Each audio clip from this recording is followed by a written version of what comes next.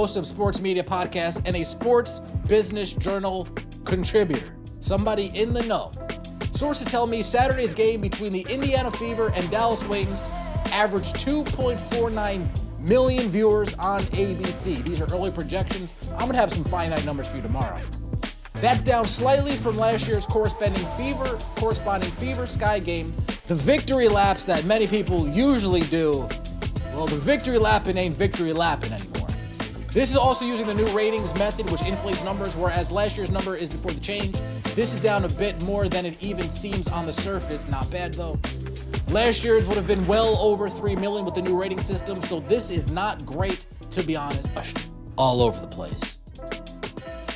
$28 tickets for a game this Sunday. $28. You get a hat, you get a drink, you get a bag of cheeses, and you get a hot dog, and you get a seat for $28.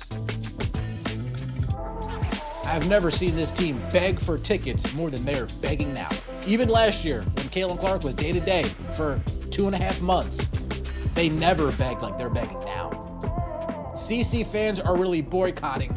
I remember the cheapest tickets used to be $200. What happened? The Stephanie White effect is killing y'all business. You won't see a single penny from me. I quit watching because of the incompetence in the office and the coach. No thank you.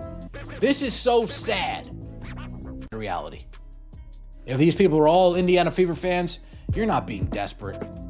You're not getting desperate for $28 family nights. Do you know who does $28 family nights? The Miami Marlins. Because they can't get anybody to show up. So they got to do gimmick tickets to get people in the building. Have some early reports on the ratings from the Dallas Wings versus the Indiana Fever game. Less than last year, and it's looking like less than 2.5 million.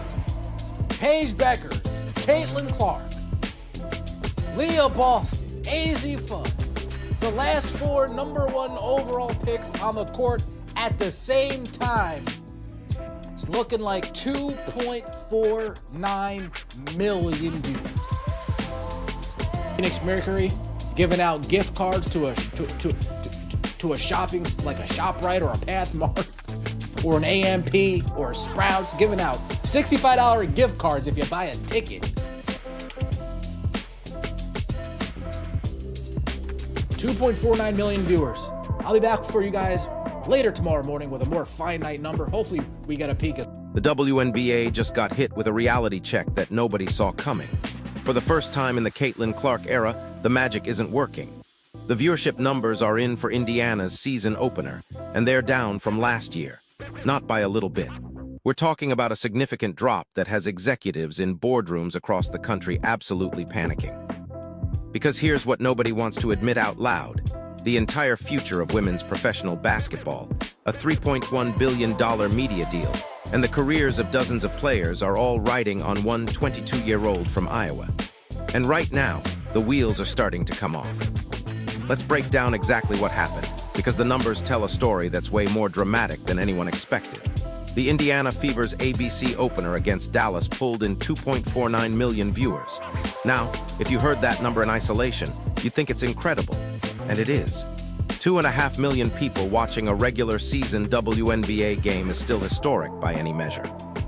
But here's the problem. Last year's corresponding opener drew 2.7 million viewers. That's a drop of over 200,000 people who decided not to tune in this time. But wait, it gets worse. Nielsen just changed their methodology this year, artificially inflating all sports viewership numbers by counting out-of-home viewing differently. Every other league is seeing natural bumps because of this new system. So when you account for that inflation, the real drop is even steeper than it appears on paper. The harsh truth? A significant chunk of Caitlin Clark's audience has already checked out. Here's where things get absolutely wild. The drop isn't happening because people suddenly stopped caring about Caitlin Clark. It's happening because they're watching a completely different player than the one they fell in love with.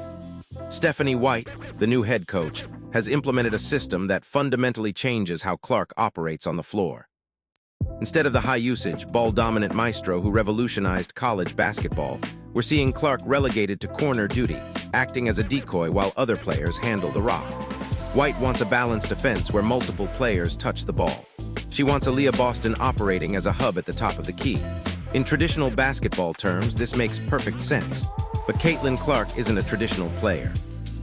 She's a generational anomaly who built her entire legacy on impossible logo threes, threading passes through traffic, and controlling every possession like a chess master. When you take that away from her, when you ask her to stand in the corner and watch other people run plays, you're not just changing basketball strategy.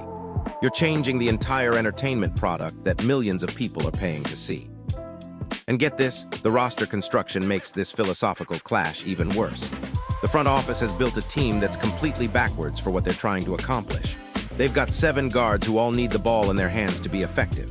Kelsey Mitchell, Tisha Harris, Lexi Hull, Raven Johnson, Sophie Cunningham, they're all perimeter players competing for the same role. But when you look at the front court, it's dangerously thin. Behind Aaliyah Boston, they're relying on undersized forwards and players who can't protect the rim or set the bone-crushing screens that Clark needs to operate effectively. You cannot run Stephanie White's balanced offense when you're getting bullied in the paint every single night. You cannot ask your superstar to navigate the physical grind of the WNBA season without the personnel to support her. The math simply doesn't add up, and fans are starting to notice that this roster was built by people who don't understand their own product. But here's the kicker. The local market is already showing signs that the honeymoon phase is completely over. The Indiana Fever just announced a $28 ticket promotion that includes a seat, a hat, a hot dog, chips, and a drink. $28. Last year, the cheapest seats in that building were selling for hundreds of dollars on the secondary market. People were paying Super Bowl prices just to be in the same arena as Caitlin Clark. The fact that they're now bundling tickets with food and merchandise for less than $30 is a massive red flag. It means the local demand has normalized. Fans are no longer willing to pay premium prices just to witness history. They want to see a winning product. They want to see their superstar utilized correctly. They're demanding a return on their emotional and financial investment, and right now, they're not getting it. Now listen to this part, because this is where the stakes become absolutely astronomical. The WNBA just signed the most lucrative media deal in the history of women's sports. $3.1 billion over 11 years with Disney, Amazon, NBC Universal, and CBS. The annual value jumped from $43 million to $281 million. But here's what every executive in those boardrooms knows. A massive portion of that valuation was driven entirely by the Caitlin Clark effect. She's the rising tide that lifted every boat in the harbor. And this deal includes a reset provision in 2028.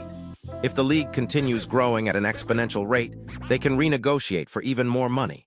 Industry estimates suggest the deal could balloon to $4 billion. But that entire financial projection depends on one thing: Caitlin Clark remaining a ratings magnet.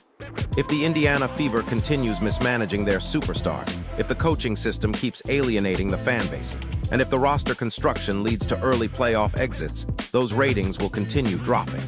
And if the ratings drop, that 2028 reset becomes worthless. Hold up, did you catch what's really happening here?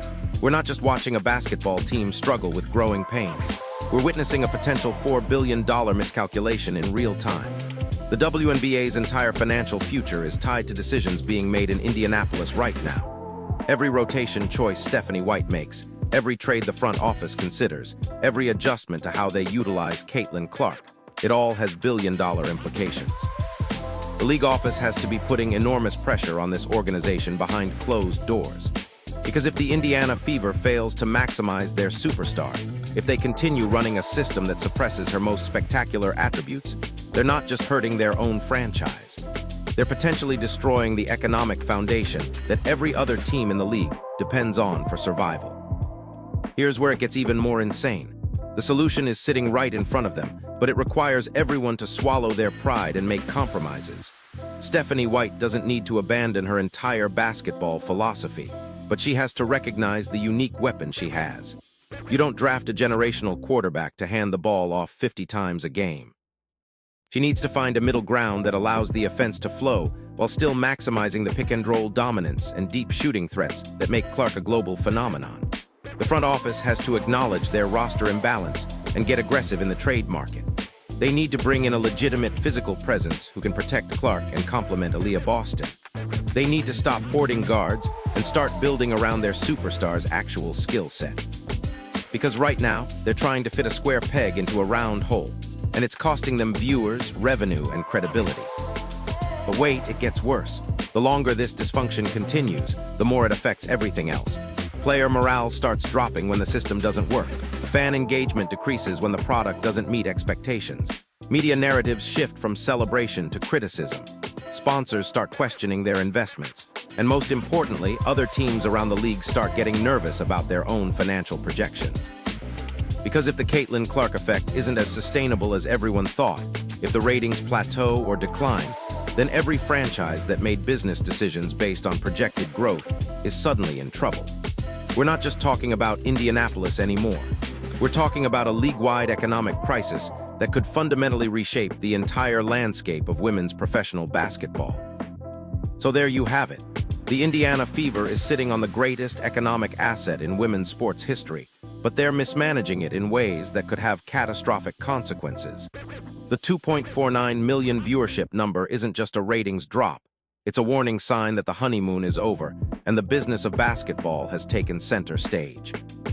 The decisions made in the next 30 days will determine whether this franchise becomes the dynasty everyone expected or a cautionary tale about how to fumble a billion-dollar opportunity.